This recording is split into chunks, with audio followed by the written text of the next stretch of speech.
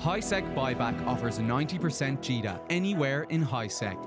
Simply go to hisec.evebuyback.com, appraise your items, create a contract, and get paid quickly.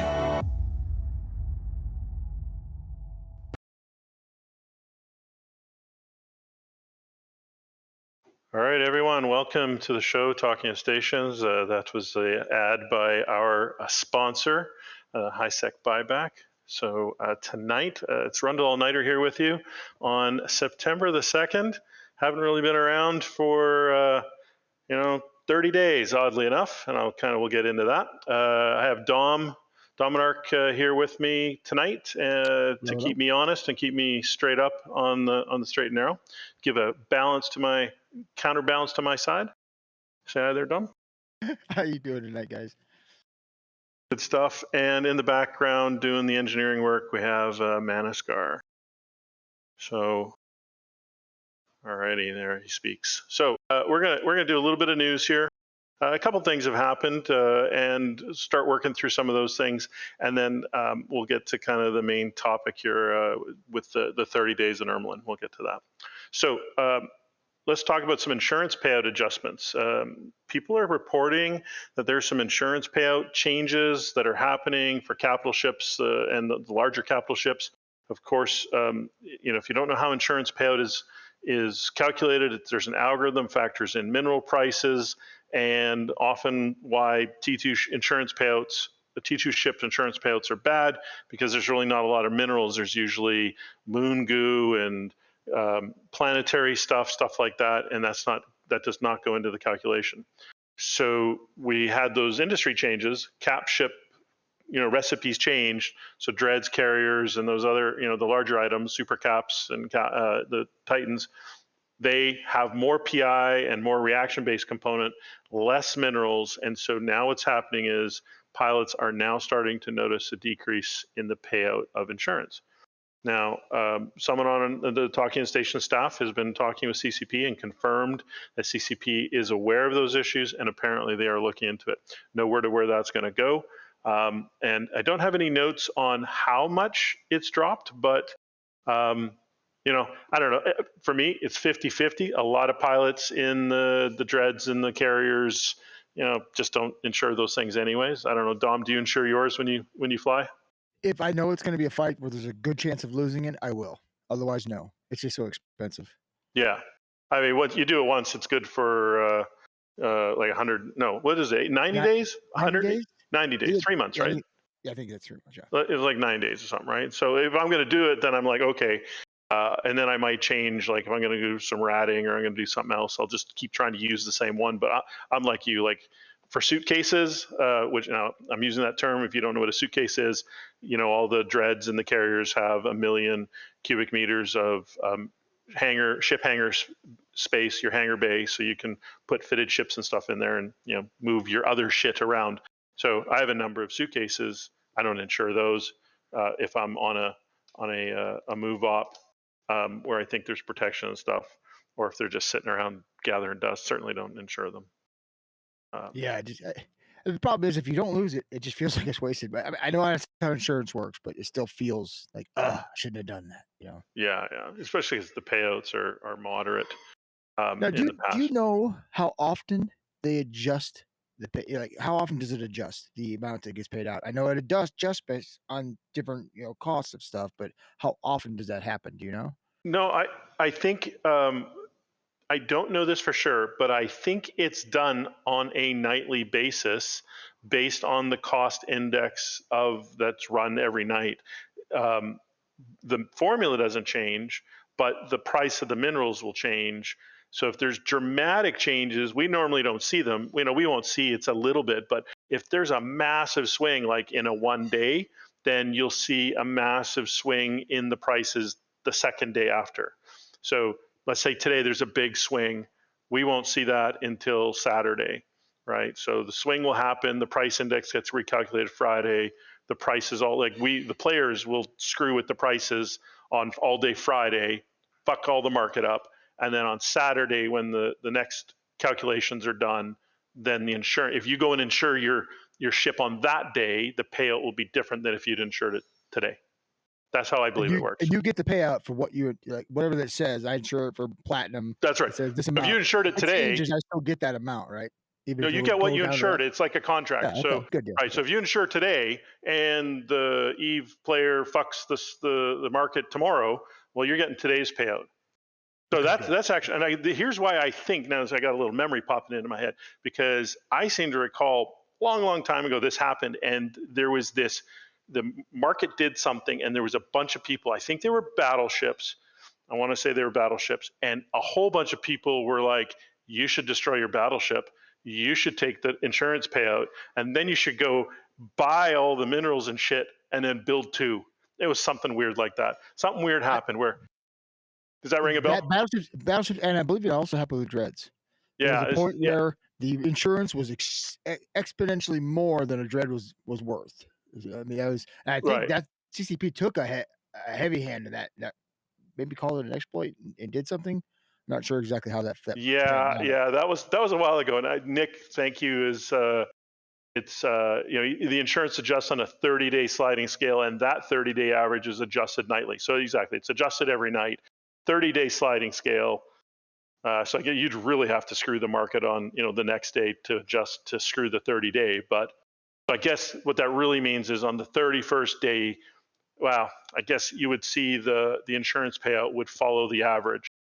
So the full impact would be on the 31st day, but it would be a averaging if you were to scale. maintain that, maintain whatever you're doing to the market for 30 days. That's right. If you maintain it, right. So if minerals got cut in half tomorrow, 31 days later, the insurance payout would be roughly cut in half, or whatever the equation, whatever the ratios whatever are. whatever the Yeah, right. And you would draw, if you wanted to draw a point from today through to that 31st day, that would be that average decreasing from there down across. So, but yeah. All right. Where do So they take the numbers from? Oh, sorry. But no, go ahead. So where do they take the numbers from? What if you're insuring a ship in a system that has no market activity ever? I think it's the cluster wide average of it is the the minerals. cluster wide average. Okay, good. That's Cluster-wide why I was average. hoping there was the answer, but I thought, well, that would suck. That's it what I costs believe. way more in in certain areas. That'd be terrible. Yeah, I'm pretty sure that's what that is. I'm pretty sure that's what it is. But what that means is it's been that's actually probably the right information. It's the 30-day average, which means somewhere over the last 30 to 60 days, the average has been decreasing. The prices have been adjusting. The big changes in the war, blah blah blah. All these things have happened. What, about 60 days since the recipe changes? There's some different things have been happening, and that's probably why now, 30-ish days later, the average is starting to be impacted, which is why we're now starting to have players say, "Hey, what's happening with my insurance?" Well, if you everything below battleship, right? Didn't it kind of decrease in the amount of minerals it needed? So that makes sense, right? Yeah. So, and these are what players are reporting, though, is all the cap ships and above now are being a little, wonky. The dreads and the carriers and the bigger ones, right? Which also makes sense because they added things in there that aren't minerals. Yeah, that's right. So you get the mix. You get the combination of the change in the recipe, the changes to the some of the mineral prices. The number of people are maybe finally reinsuring, finally going to go take these things out ratting. There's some stability in some regions. The Imperium might be starting to, insure some dreads to go do dread or carrier ratting because the regions are much safer now. I mean, there's all sorts of things maybe happening where people are now able to say, like, hey, I'm not getting the same amount I got what I thought I should get, whatever, 30, 60 days ago. All right. So other things happening in Eve right now. I'm very happy. It's the Caldari Union propaganda contest in honor of the Caldari Union Day. So it's Caldari Union Day today. And so if you're not Caldari, I'm sorry, but you suck. And you should all come and honor the Caldari Union. You should come out and see the parades. You should shoot off your fireworks. You should come and participate in the Caldari Union. You should log into your account every day. You should graciously accept all the gifts from the Caldari patrons. I mean, it's just a glorious, glorious day. And if you work for the Caldari, you will be allotted the 1 hour of celebration time before you go back to work. That's right. There you go. Exactly. So Union Day, so there's login rewards for the next 6 days, I think, right? So, as usual, you get there's an alpha and an omega reward. Don't forget to do it on all of your accounts and grab all your stuff. I think there's a few skill points in there to first day and the last day. There's some skill points and then a bunch of other little fun things that allow you to participate. Now, I made this complaint a while ago on the Amar Day, because I think it was the Amar Day, whatever the last one was, where the first two, Union Days or celebrations of the races were. Seems like CCP put in a lot of effort on the first two. Galante, I think. I don't even remember right now.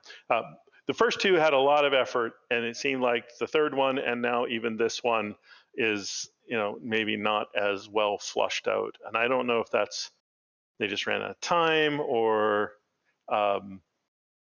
certainly it can't be because Caldari are unimportant. But well, I mean, it could be that. It could mean that. Yeah.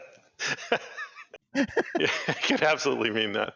I certainly was the same criticism. It doesn't seem well flushed out with as much of the the things going on, the events, the event-driven Let's just think about activities. it. The Galante are partiers. They like to party it up, hedonism, big events going on. CCP, Then you had the Mimitar, very excited about being not slaves. So they party it up quite a bit too. They have the industrialist Caldari who literally give their people 1 hour, so you get to celebrate for 1 hour. That's it. So they don't have a lot of events. That makes sense, right? The Amar are they're just uptight, so their events are going to be worse. Yeah. So I would like to believe that's what it is, but I doubt it. Well, and there's some comments, in the chat. Certainly not new here, and the comment about CCP time is, I think it's by plan. I'm not really critiquing like, oh my God, how come you did it? But the reason why I bring it up is because earlier on in the year, before any of these faction celebrations were put on, CCP kind of made a bit of a big deal about they were going to put some more effort into the faction celebrations. CCP Swift even said something along those lines when he first kind of came on board in his new position. And I just kind of thought there was going to be a kind of across the board effort of putting in a little bit more kind of oomph, a little bit more pizzazz, fun things for all four of them. And so, looking back, I'm like, well, it maybe didn't play out the way they had kind of first pitched it. That's really my complaint is, so maybe it's by design, or maybe they really just wanted to pump up the first two. Yeah, who knows, right? So, but anyways, Caldari Day, best day, here we are. But I noticed there's no Caldari Union Day skins this time, which kind of disappointed me. Yeah, exactly. And I don't know if the two skins they are giving away, if they've been given away before or not. Maybe they have. I know that skin itself has lots of ships, but maybe those two ships are new to the skin. I hope so anyway. I don't know. I just clicked collect and moved on. I didn't even really look at which skins they were in the. And are you saying there's new skins in the market? I don't think there's any skins in the market, is there? Well, they're giving away a shuttle and a badger. I can't remember now off the top of my head. There's two of them in the days your daily login. You're getting skins for those. I just don't know if those skins have ever been on those ships before or not. Maybe they have. Maybe, I don't know. I'm looking now. Yeah, I don't remember. I always want new skins, more. Yeah, it's the Corax and the Drake, and then Naga and Roke skins. Those are in the Plex packages, so you can get those. What one though? What skin? You mean it for the daily login? No, the one you're just talking about. Was that for the white?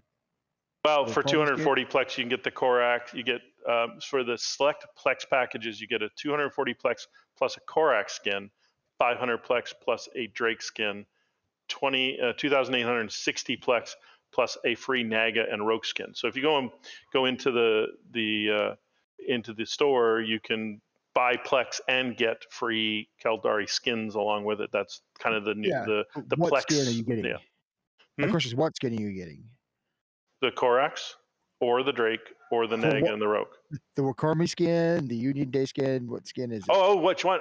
It's not saying. Yeah. Oh, sorry. Man, probably the Union Day one, right?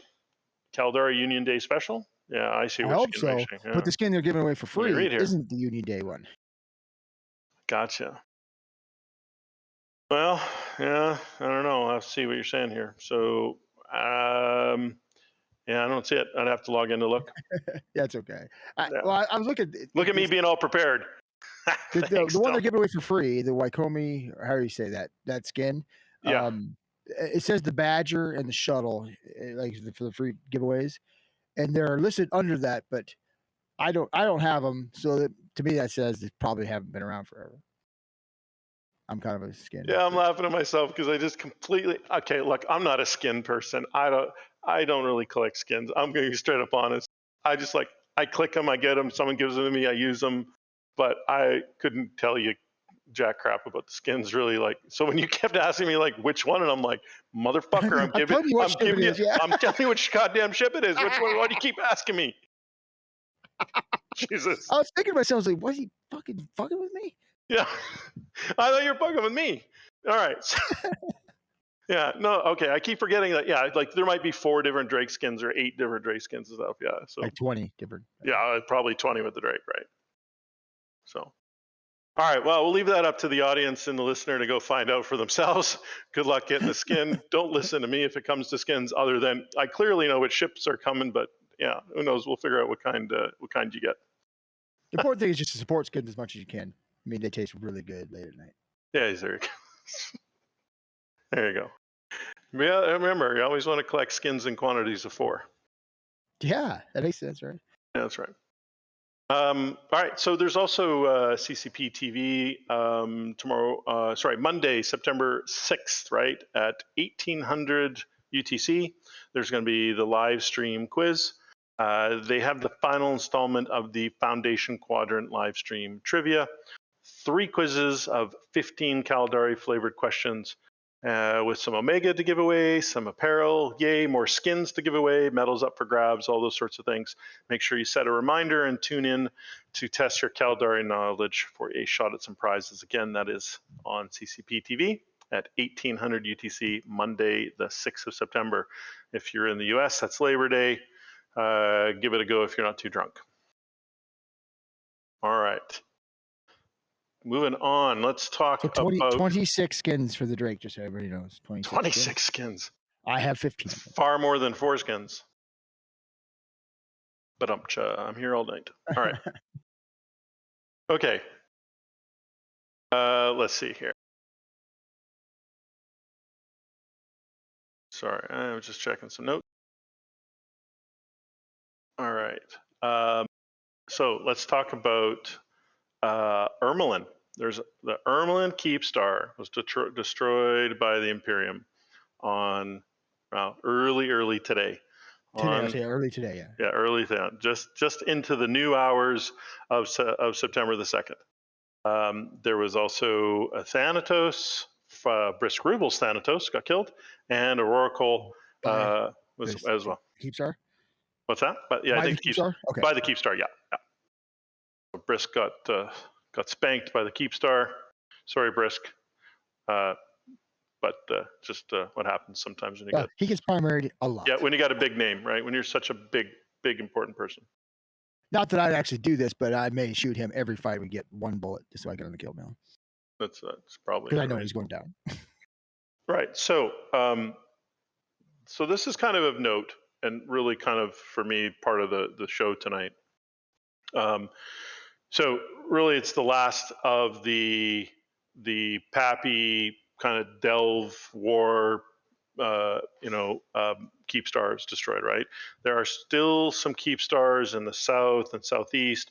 They weren't really war staging Keepstars, so they're really, most people don't consider them in the overall collection, right? But really what this means is the Imperium now have removed all the PAPI Keepstars from the 4 regions they controlled prior to the war starting. That's across Delve, Fountain, Period Basis, Aquarius, and now even Conid is clean. 30 days. Seriously, super impressive, right? There's got some notes here. There's a Tatara in P-ZMZV in Aquarius.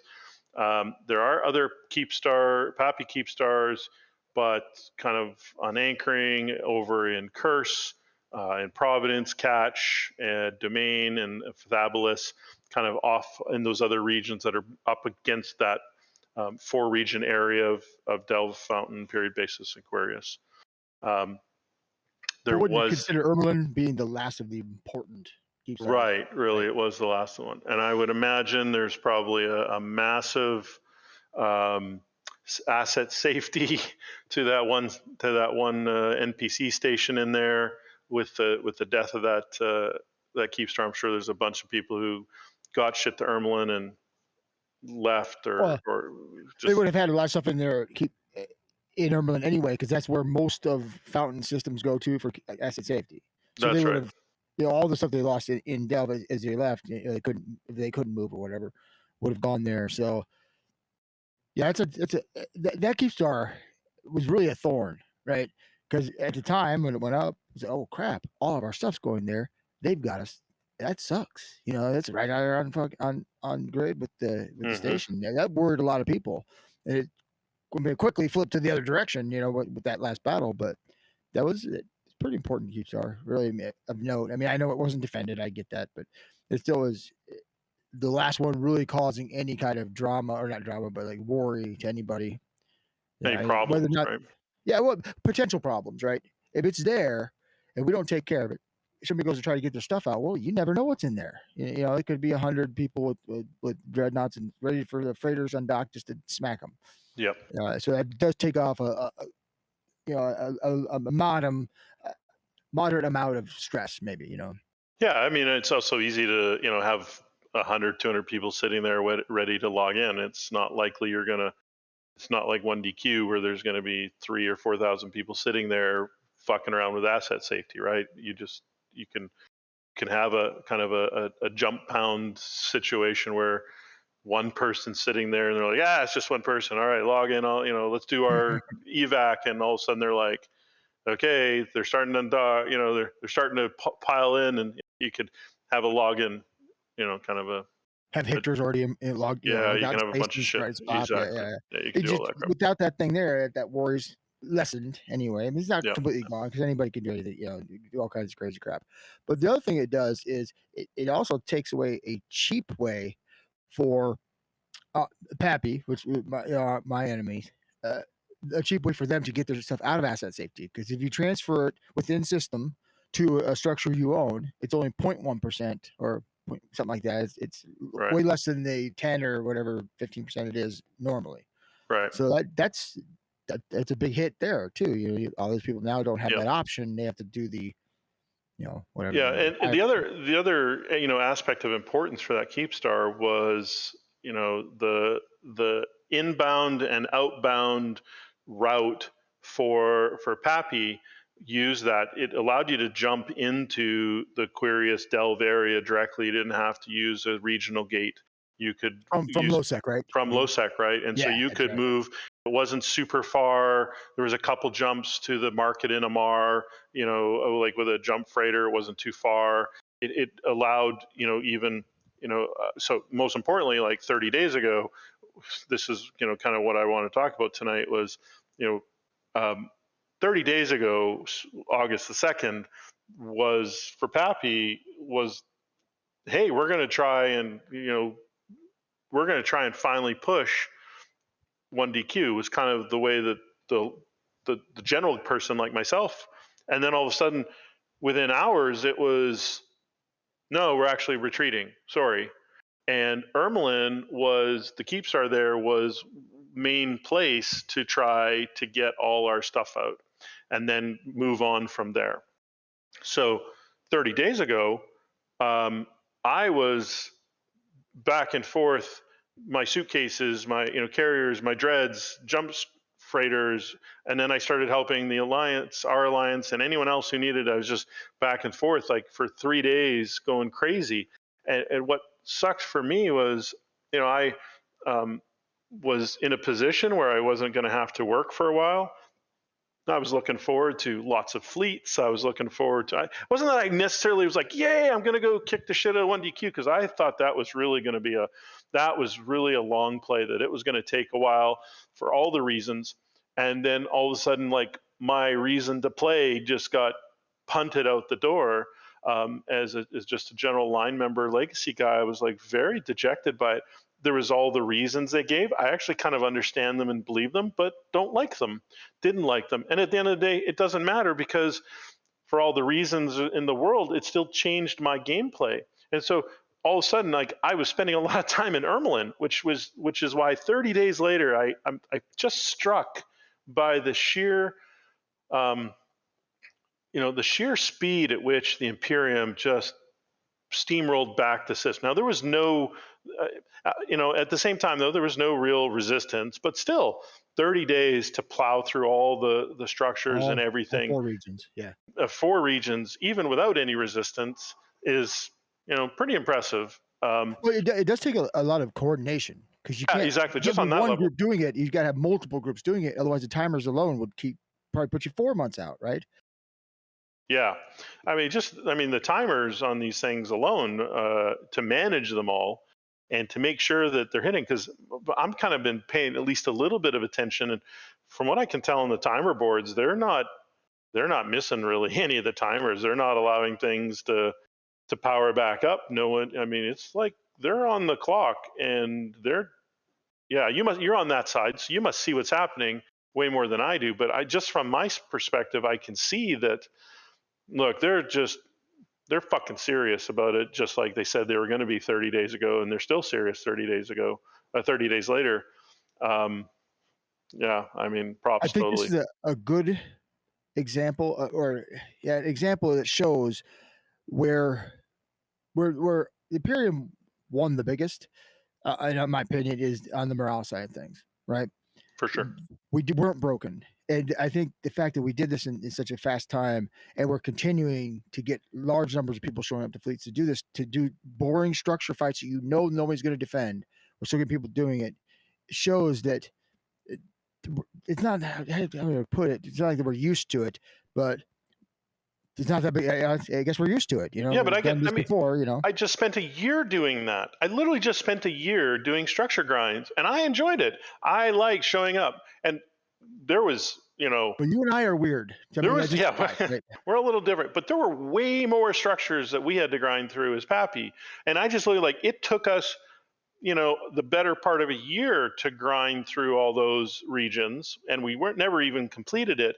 But there were times where like, fuck, we missed that timer. Oh shit, we didn't get that one, and you had to start again, and like, just on the coordination.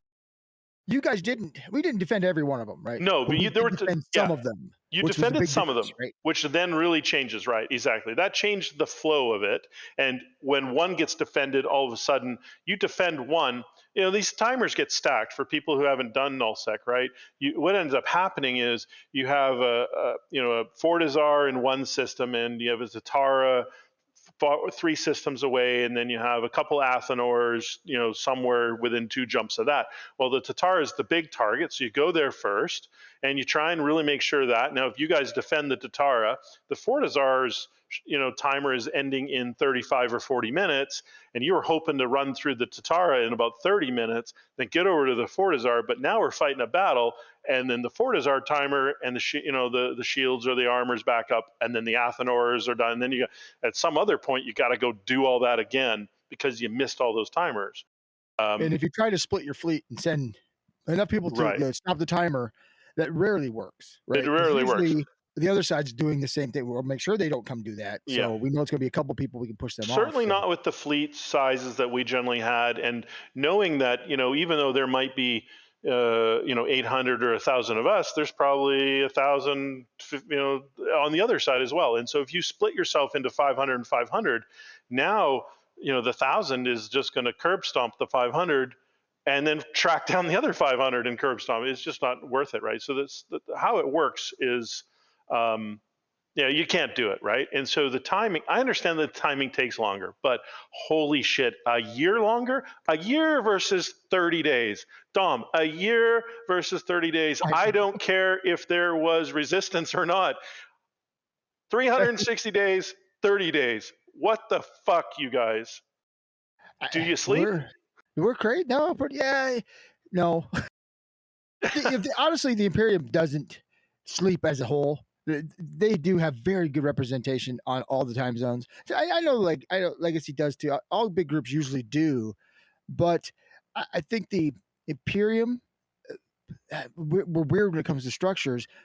This group, whether it's been under the CFC or the Imperium or whoever, has always been good at managing, destroying, and owning structures. It's just that they got to sit down to a science. And it's the guys who run this stuff and plan it out they're good at it. They're smart dudes. Yeah, I mean, whether you agree with their side or not. Yeah, I mean, this is the third time for me, fighting goons, clusterfuck coalition, CFC, Imperium, whoever, right? And it was open third time this is certainly the biggest push and the largest, obviously, as we all know.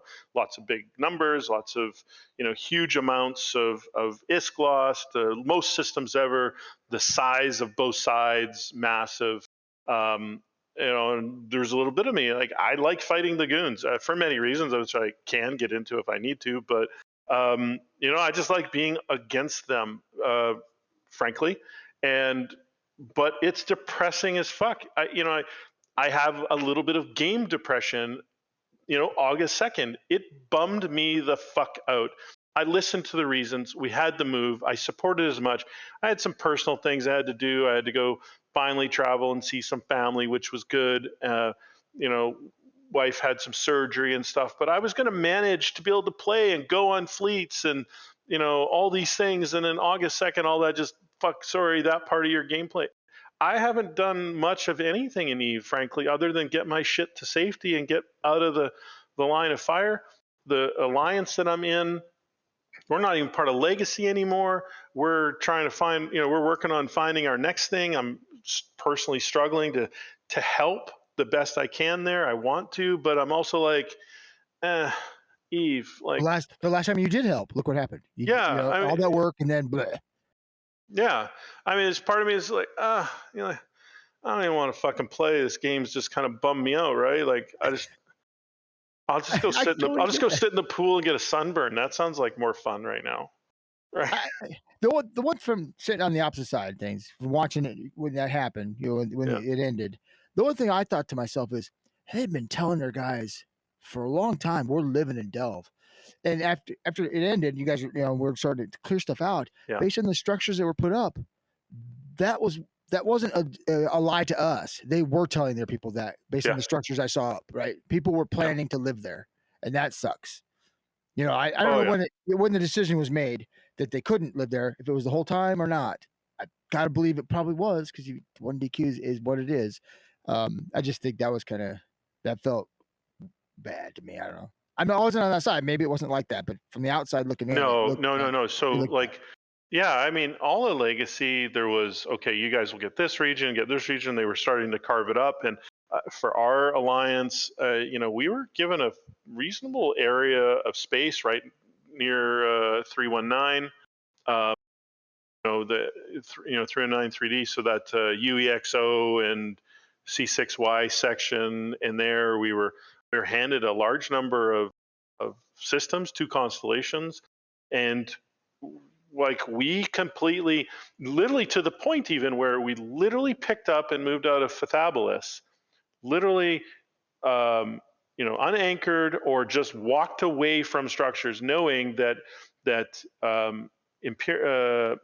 Initiative, or RC or whoever was going to move in, gave some to AOM and Victus and whoever else was in the area, little swaps. But in general, we just kind of shit. We're moving. Yeah, just took the shit and just let it pop the cores and hope you have all your shit out on the way, or asset safety or whatever on some things. And we just moved, literally straight up, and moved everything. And then we couldn't go back, right? Because it was burned. Yeah, it was gone. It was all gone. There was no home to go to. Home was those 2 constellations. That was home. And we were told that, and we bought in, and we were putting up research parks, the typical things you do in Nullsec, trying to, get our indexes up so we can rat and have nice numbers and do all those sorts of things. Why wouldn't you? Why Right? wouldn't we? Exactly. Your, I mean, your leadership told you this is what we're doing. yeah, I'll be honest. We got a Titan spawn. We got a Titan spawn in UAXO one night, and I was able to take my carrier. And so, I mean, I'm like, this is the first time I was ever actually able to get on a Titan NPC Titan kill where I took in my carrier. It was a weird thing. This Titan, as a little sidebar here, this Titan spawn, when they spawn, they warp in, and something had happened in the game mechanic. The Titan bumped into one of the other ships and ricocheted 600 kilometers away. And so, so there's the Titan is 600 kilometers away, which is out of the range of all the other ships. And so I took a ship, cloaky ship, got within 100 kilometers of the Titan, 500 kilometers of every other ship, which means all those other ships can't touch us and they can't shoot us. And then they can't rep the Titan. They can't do anything. It's just like they're there, but they're unimportant. And then we warped 9 carriers onto it and kicked the shit out of the Titan, the NPC Titan, and then looted it and salvaged it and bugged the fuck out and never even finished the rest of the site. Does it drop loot similar to like an officer spawn or no? Yeah, it dropped a BPC, and we built it and we sold it to Jita for 1.3 billion and split the profits with everyone who came. Nice, that's cool. Yeah, it's a fun little story. Yeah, Nick, it's tears.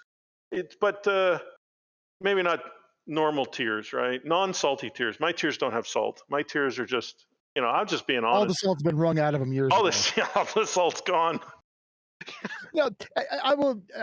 Bormy is pointing out a couple things in chat, and he's absolutely correct. Part of the slowdown from the PAPI side was they were waiting for signer jammers. That's 30 days. Yeah. And they were definitely playing the smart, slow game. The slow game, thinking there's going to be a counter attack at any time, right? Yeah. I get it. You got to kind of think that. We didn't have to do that when you guys left. We knew you were gone. We watched. That's right. You just right? rolled. So we didn't have to worry about that. We just keep rolling and rolling and rolling without having to really worry about, well, did we leave anybody behind us? Doesn't matter. We got another fleet can come up in the next timer things. Right. And you're talking about doing the timer thing. That absolutely, if you don't have anybody contesting it, you do, like you said, you do the Satio, the Forzar, the 2 Astra houses are in Athenor, all in order of how you set them up to, and you can just run one, the other one's you just run them. The next one. Yeah, it's like running a bunch of missions. It's like mission running against player-owned stations with no defense, right?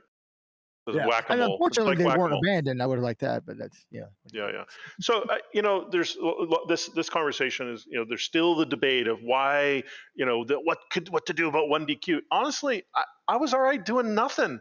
I liked the fleets. I liked the pickup flights. I liked having 500 people next door in 319 who wanted to do roams and fly and skirmish fleets, and sometimes you go fight 4 on 2, and sometimes it was 30 on 40, and sometimes it was 200 on 200. I liked the fact that there was instant content everywhere. Sometimes I could go camp the 1DQ gate, sometimes I would camp some other gate, sometimes big fleets, small fleets, whatever. It was like living in for me, this is really where it was like living in Providence 12 years ago, 13, 14 years ago, where you were just there and it was just, every time you logged on, someone was flying through your space. Okay, but yeah, except there, everybody came to you, right? Yeah, but everyone came to you, right? But right now, right next door in 1DQ, on the other side of like we could fly in there too, and we could, if you wanted to fight, you could instantly have a fight as an FC. For sure, yes.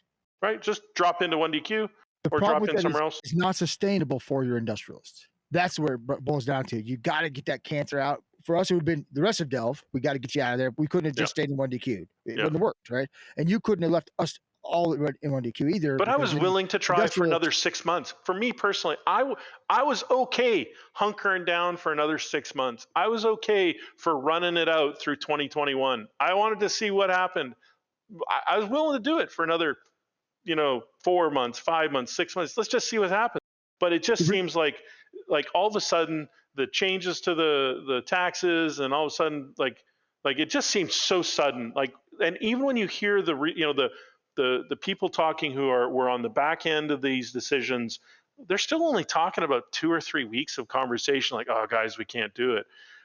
I think, It doesn't seem like the line members on your side were all that not. They were ready to go. Obviously, they were still fighting, right? They're still doing stuff. yeah, It does seem like the only people that really got burned out was the leadership. yeah, I think And that, that's probably very fair. I mean, of course, there's exceptions to everything, right? I'm sure there's several line members that were burned out, and there's probably a couple leadership people that were ready to go. But Yeah. in general, it seems that's what it seems like. And But that to me, that was thank goodness. fine. I mean, I enjoyed. I mean, that's what I enjoyed. I enjoyed this. I call it a stalemate. I enjoyed the stalemate aspect of it. Like, my stuff was reasonably safe, and I could do kind of other things reasonably with some level of safety, but not complete safety. It wasn't like I was back behind. Like I was way back behind in some safety zone where I could just kind of sit down and rat in a carrier for 6 hours and never see a red come into my system. That's kind of why There's I a lot of make people that. that's what they want, though. You know what I Right. mean? That's where the parallel. That's why I make that parallel to Providence years and years ago. Was you couldn't do that because there was single pilots, dual pilot, like small gangs. Everything came through there, and that's what I felt the area was for me as a line member who likes PvP, and a bunch of other people in my alliance and other people in Legacy. There was a core of at every night. It was the same people I saw them on 2, 3, 400 people across Legacy who were like, well, let's just keep doing it. And there was the same, 600, 700 people on the Imperium. Let's just keep playing the game like this. And if you didn't like it, you kind of went somewhere else and did whatever else on an altar, did whatever. And I was fully prepared to do that for another 6 months. And then all of a sudden, boom. Coalition leadership not fractured as widely and as quickly as they did, you could have maybe fallen back to Quarius and kept Quarius, and then had that opportunity to fight back and forth for a long, long time, right? Yeah, something like that regional gate is that regional gate's a bitch, right? So maybe we could have had a plan to hunker down on the other side of the regional but gate. with no leadership cohesion. You just. I think that's what really stuck the knife in, right, for me on August 2nd. Okay, we're pulling back, and I'm like, okay, well, I'm a good line member. I'll do the thing, and I got to help, and I got to get all this stuff out, and I start getting the information, and of course here on TIS, there's lots of news coverage and different people talking, and everyone's scrambling to get the Villies and the Pro Gods and all this stuff talking, and Dunk Dinkle and blah blah blah, whoever, right? All the people, and then I start finding out more information about, okay, because like my first question is, I even did the show with Silver, right, and kind of be our surrogate, XO or CEO, and even there it was, well, we really just kind of started talking about this like a week ago, a couple of weeks ago at the highest level. There was kind of a what of, and it was kind of like, well, there was a bit of a breakdown in the leadership. The fractures, the cracks were starting to form, right, between the blue donut, having all these people who are normally not friends with each other being friends. You can only, you can only hate so much. You can only, right. It's like, it's, what, you can only be in that relationship so long, and if it's over, then you can only stick around for the sex for so long. At some point, you got to boot them to the curb, right? Exactly. And at some point, or you get booted to the curb, whichever direction is going to go, right? Well, it's got to end somewhere, right? Right. It's got to end, and so it's fine. That's happening. I get that, but the disappointing thing was, motherfuckers, you have been pumping my butt full of let's do it for weeks and weeks and weeks, and even the last 2 weeks. Like, why did you have to keep the pedal to the metal? And one whole year, you couldn't give us any. No, you couldn't give the ammo. I get that. Of course, you couldn't tell us. We couldn't let us know that it was going to end soon, because then we would have done. Well, maybe we would have done something stupid. Who knows? You never know, right? But we're in it for a year, and then within a couple of weeks, you decide, a year's been enough. We're done. And it's just, I'm not trying to make excuses, and I'm not trying to, be like, I don't understand. It's just, I'm trying to give you the real player reaction 30 days later, because this Irmalin thing is like, man, because I had to go there and I had to get everyone there, and Irmalin was such an important place. You guys could have, if you had gone and attacked Irmalin first, man, A, it would have been a massive effing fight, and B, it would have just screwed us. But if we won. If you had if won. we would have won after Irmalin right in the beginning, and where lost. you had a huge number of people and lost, oh my God. Yeah, now you got another problem. We would have seen a reverse again, right? Because you would have, it'd be foolish not to. You would have immediately come right back to T5Z, everyone. Yeah. Back to Absolutely. T5Z. Yeah, why would you not? Yeah. Yeah, exactly right. So, but that's just, a lot of people that were there, right? The real reaction from me is like, seriously, you've only been talking about this for a week or 2 weeks, and you can't give it another month. You can't give it come on, you guys, you can't suck it up for another month or 2 months. I mean, and of course, personally, I'm like, I'm ready to fight and ready to do stuff. I was not I was not in the mindset to move. And so a third time. Yeah, yeah, it's this Irmalin Keepstar going down is impactful to both sides of this conflict, right? Yeah. We don't have to worry so much now, and both monetarily and asset wise, it puts a lot of people, probably not the most, but a lot of people in a bind, right? Yeah. To where they're probably either fuck it, that stuff's gone. I maybe a year from now I can go get it or whatever, but not easily got to now for a lot of people. Yeah. Safely anyway. Well, and personally, for how I like to play the game and stuff, it puts me in a bind because I can't talk shit about you. I mean, I could talk shit about you guys, but man, it just seems like then I'm just a super sore loser because fuck, you guys did awesome. You guys waited it out. You guys won, and I'm the type of person who I don't like the Imperium. I don't like goons. I never have. Like I've said it a couple times now.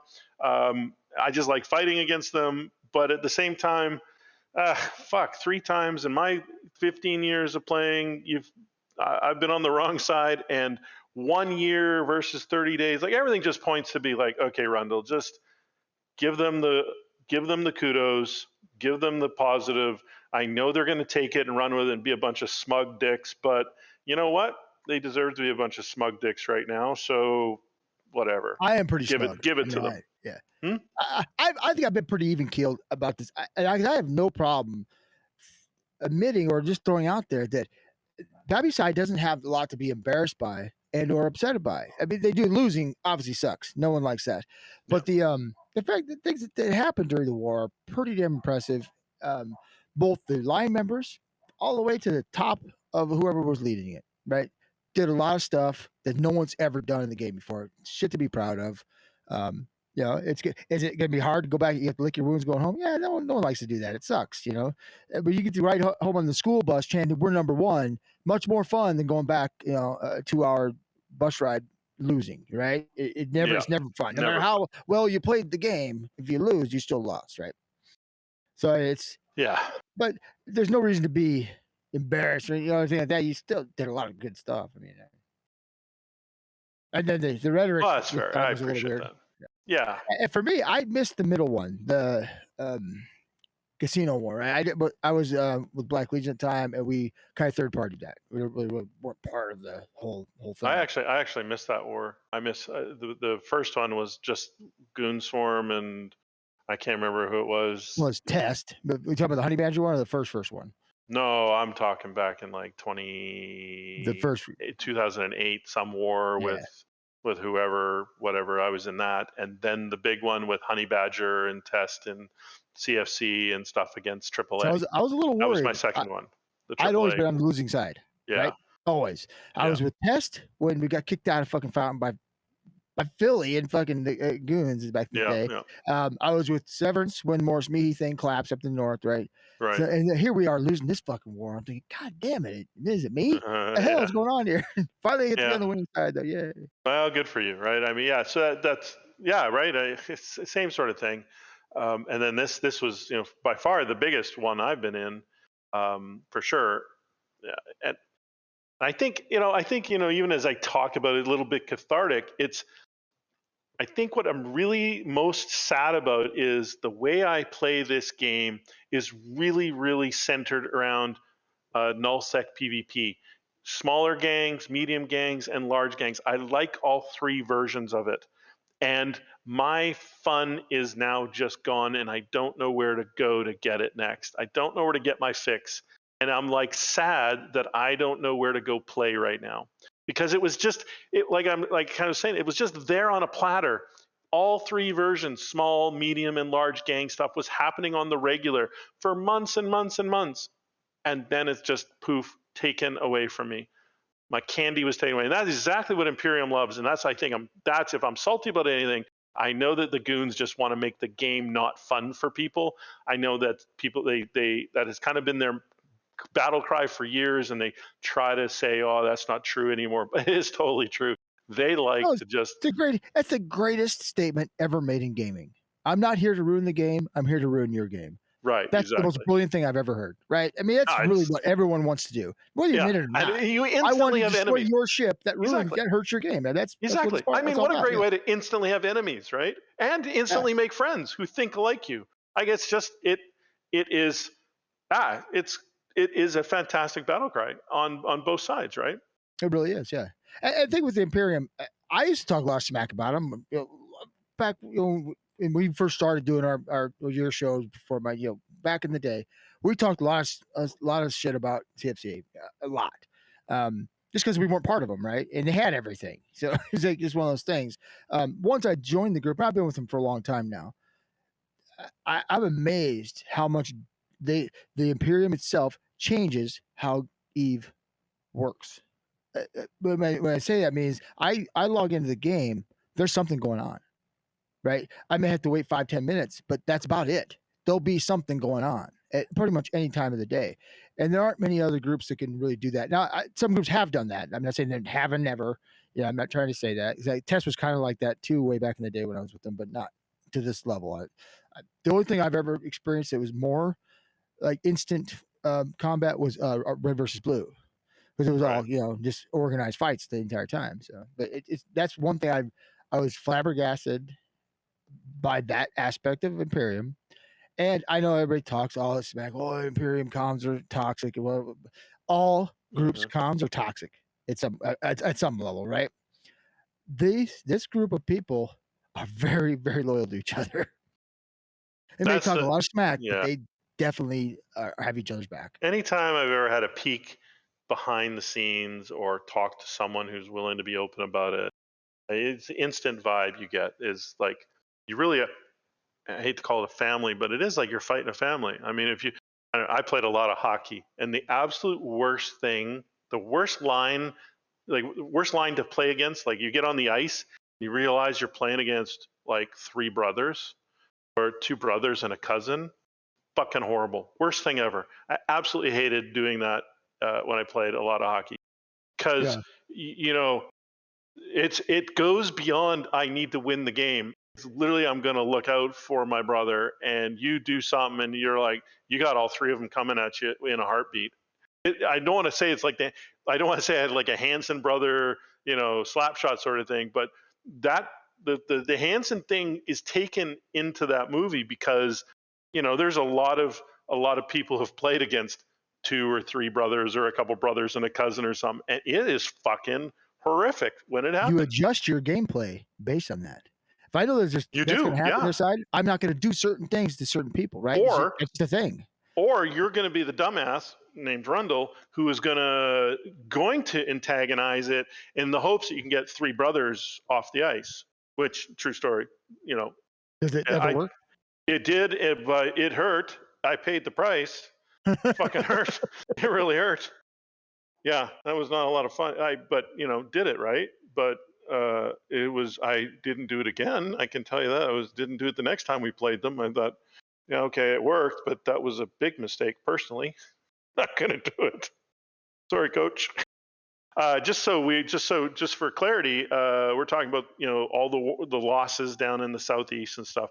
So I mentioned that there was a Tatara and P-ZM, ZV, Inquirius. Well, as we're talking, Imperium just blew that fucker up. It's gone. So that last structure of any kind now in the whole of Delve, Quirius, Paragon, Soul, and Fountain it's completely gone. It's empty now. It's all yours. Incredible. I'm not going to say it doesn't feel good, because it does. Yeah, you can smug a bit. You want to go ahead and smug for a minute? Yeah, it feels good. All right. The big cry we hear from our the other side right now is, oh, they said test is next, test is next.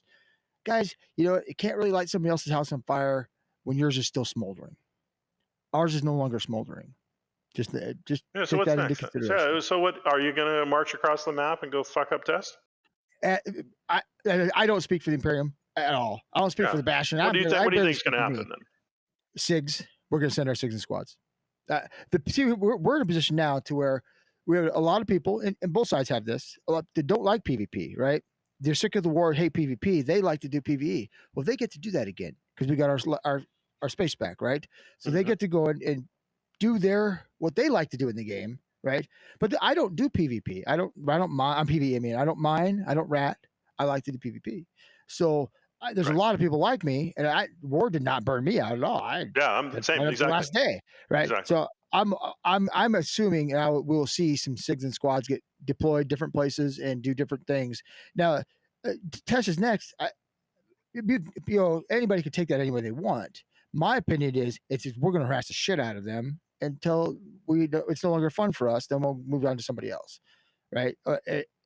That's the way I look at it. I don't think we're going to see a massive deployment from the Imperium to take somebody else's space. We don't need it. We have our space back. If you notice, in the last however many years before this war, we didn't go after anybody else's space. We knocked people out of it. We didn't take it and keep it. Right? That's Give it not to someone something we need to else, do. or just let someone else flood in. Several times we've knocked people out, left, and let them come back in. Right? That's the thing has happened. So I don't see us doing that. I don't see us going and taking somebody else's space and trying to keep it. It's just not what we have. What we want, right? My opinion, I think we've got one more system, one more region than we need. But what do I know? I'm fucking a moron. So, but we've had the space we want. As Bastion, we got 3 constellations in Fountain. We're happy with it. We're setting up our. I'm not going to use the word rebuilding because it's new space for us for the most part. But we're setting up our infrastructure, our personal Bastion infrastructure, the way we want to do it. We're trying to do it smartly. We're taking our time because we have time, right? And I think the other groups like Initiative they're just exploding. These guys are amazing at what they can. That's an impressive alliance, honestly. Initiative does a really good job. So they're out there doing what they do, having fun doing it. The Imperium group, the core, Goon Swarm, and I think TNT probably Lawn. They're doing what they like to do, and once again, they're good at that. So I think you'll see some squads and stuff. And you'll see a lot more longer roams going on also. I think that maybe hasn't happened yet just because we were kind of, getting everything taking care of all these structures. You can't have half your combat fleet 30 jumps across the galaxy when you want to burn down 4 structures, right? Because you can't do it. Can't be in 2 places at once. Yeah. I think now that we're seeing all this done, you'll see a shift. But I mean, you won't see. We're not going to go and employ 5 other alliance or coalitions to try to take out anybody like that. That's just not. We don't need to do that. Well, you already have the numbers, right? And you can. Well, and when we're fighting each one of the like 4 or 5 big groups that were involved, right? Yep. Individually, we can take any of them on and have it be a good fight, right? It's everybody. That's tough. I mean, that was a lot of fucking shit to bear against us, right? I get why. What happened. But it was sense.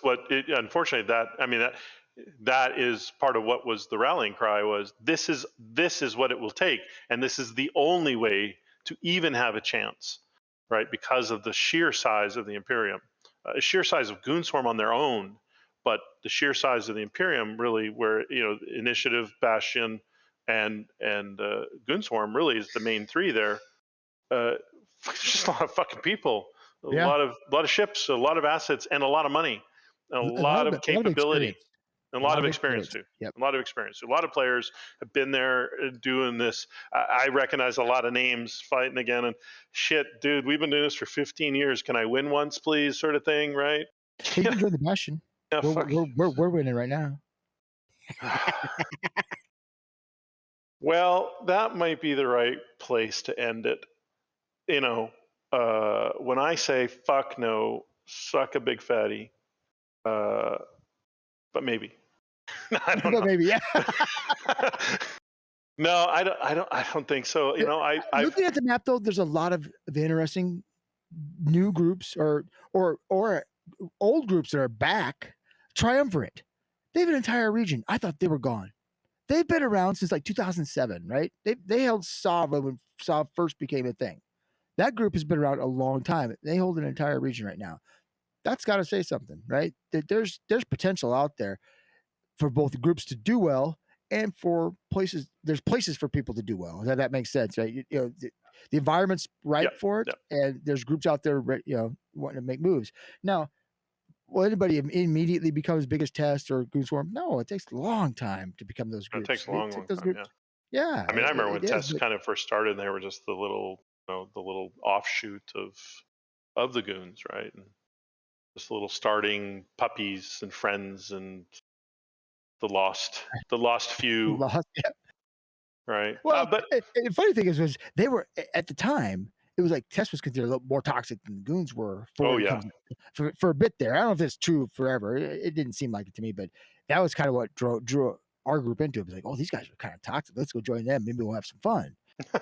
Yeah, at least you're honest about it. Yeah, 6VDT was not that much fun, I'm telling you. No. Yeah. So, I've been here before, right? So I usually fairly loyal person when it comes to Eve, right? I was hardcore AAA until literally it was just 3 Russians and a bottle of vodka left, right? Hardcore, I've joined these guys. I floated on my own for a while, and part of ARP now, and I like everyone, and I want to see what we're going to do next. But at some point, I have to balance what I want out of the game versus what the Alliance can give me. But I'm super, super loyal, and will do my best to try to help the people that I fly with. But I always face this. I face this, Eve existential crisis every time I lose. Like, shit, now what? And because of the podcasting, because of Lost TV in the past, because of the good fights, and I generally am half decent person to other people.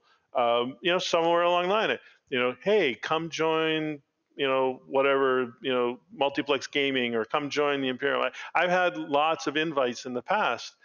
It's like with you right now, just like, hey, why don't you always come and play with us? And I'm like, I don't know. And I consider it for a minute, and then I'm like, but I don't know. I just don't know if I can hang with you guys. It's just in my DNA to be on the other side of you guys. I think is the way it is. Get it. Because I get because that. the toxicity and how you roll and how you guys play, and and I think it's fear, a little bit of fear. And I'll be brutally honest here in this moment.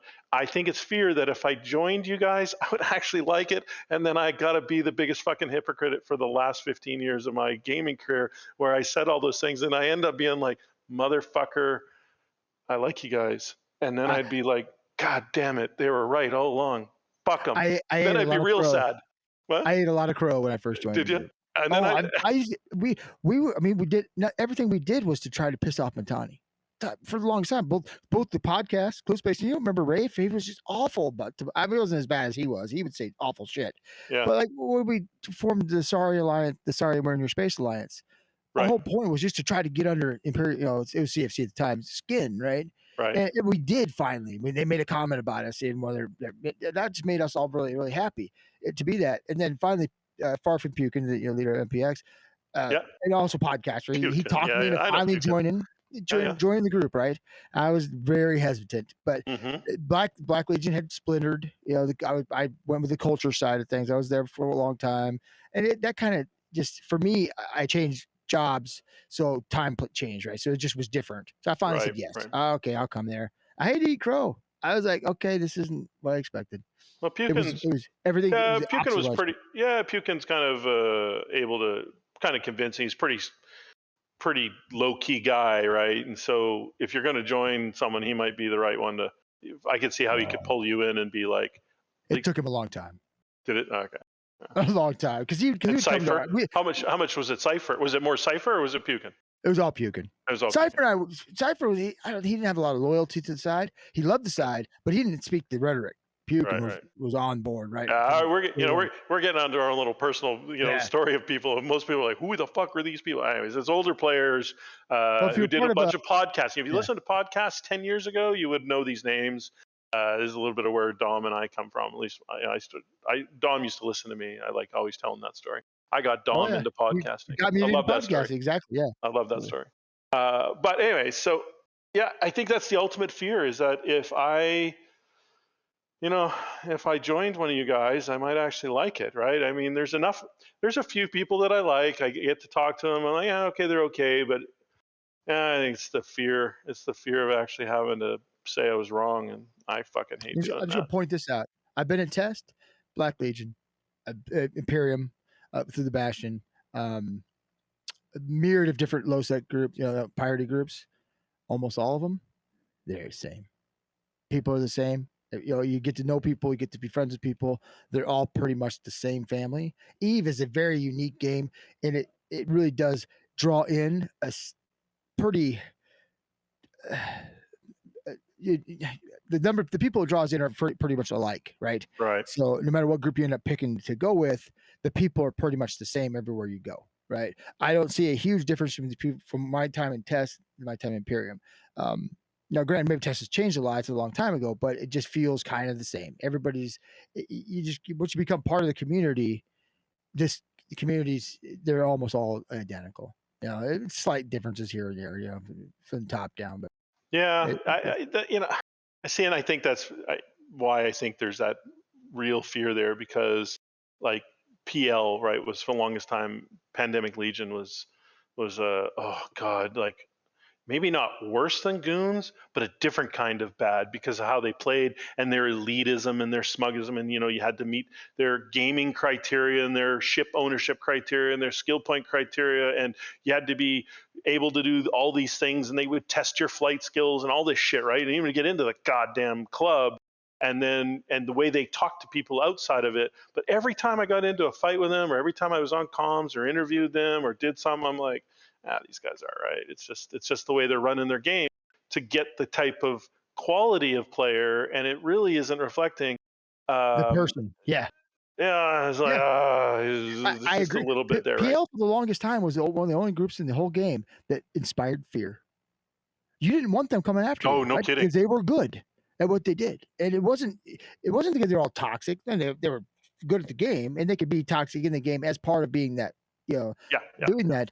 But speaking to them like outside of it, everyone I spoke to, with the exception of one person, were very, very cool and very nice, and very actually would share information. It was just they said the first person from my old podcast we ever interviewed was Elise Randolph, right? When he ran for the CSM that first time. Right.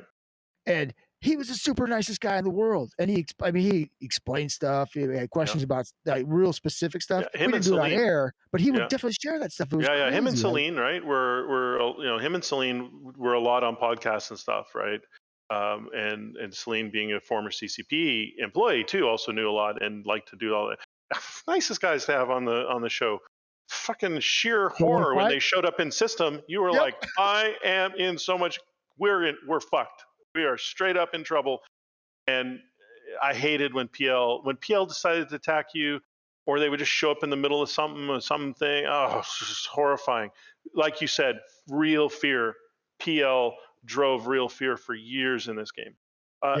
Almost, actually, probably more fear in my mind than like Rooks and Kings. Rooks and Kings are the Rooks only and ones. Kings is the other one, right? Exactly. Rooks and Kings is the other one for me that was a sheer, like, real fear. Like, your gut would tighten and be like, oh my God, oh no. Like, real time fear. Not every like anyone. Return trip from a roam, every one of them, you had that knot in your stomach every time. Did you figure Rooks and Kings is going to get us somewhere? And they usually somewhere, did. Yep. Just, they're watching. Not in system, but they know where we're at. They're not even in system, but they know where we are and where we're going. How they do it, I don't know. And it was same with PL. You would go on an op. You're in the middle. The fight. They're taking the fight. It's 500 of us, 500 of the other team. We're about to have a good battle. Why is local at 2,000? What just happened? And it's PL bubbling you and just killing both sides at the same time, and just like, good fight, guys, and they leave again before you even know what happened. No, it wasn't, you jerks. No, it wasn't. Yeah, I didn't get to shoot you. We don't even know what just happened. That's not what we were just shooting each other, and all of a sudden, the worst part about PL is they let you know they were coming too. Oh yeah. How they did, but you'd find out like, oh shit, PL's in this now. I'm like, oh great, that sucks. We lost. That was the Yep. attitude for most groups when you Yep. hear that. Yep. Like, oh, that's over. Might as well just leave, right? And Yeah. Yeah. It was. yeah, It was. Yeah. I respect the Exactly. shit out of those guys from back in the day. I do. They do. It was a lot of fun. Anyways. Anyways, we've been rambling on a little bit. I think for me, just to bring it rapid back up at the end here, 30 days in Irmalin, right? 30 days ago, I was evacing. 30 days ago, Irmalin was, oh, I hope we can get there. I'm helping everyone get there. I'm getting everyone there, and it's gone. The Keepstar that was that jumping point is now gone.